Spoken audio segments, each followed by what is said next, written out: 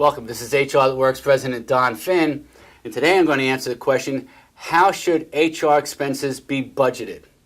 You know, every company has a series of needs surrounding HR, and starting from the top, you can think of the experience of an employee. It begins with hiring and the hiring process. So if you're going to be hiring anybody this year, you know, what steps you have to go through to hire people, what's the time, and what's the out-of-pocket expense associated with that process.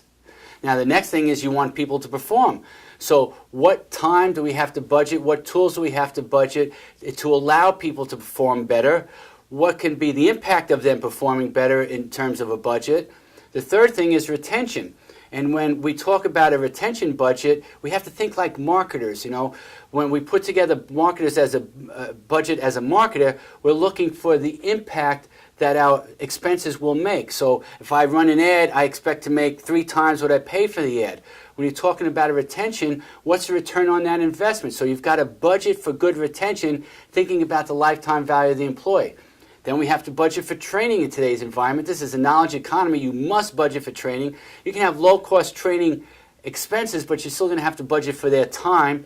If you've got exempt managers, well, you can all buy them lunch, and you're budgeting for a Subway sandwich in the training, okay? Then, of course, there's the compliance aspects, training for compliance, any legal help that you might need, any programs like HR That Works you might be using. So you want to talk about compliance as part of your budget. And then the last part of it is, you know, when I say compliance, we're also talking about things like safety and benefits administration and all those things that can get you in trouble.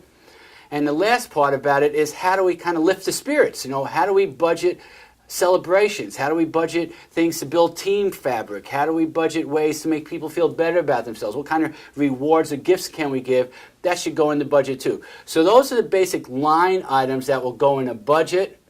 I hope that helped you. Take care.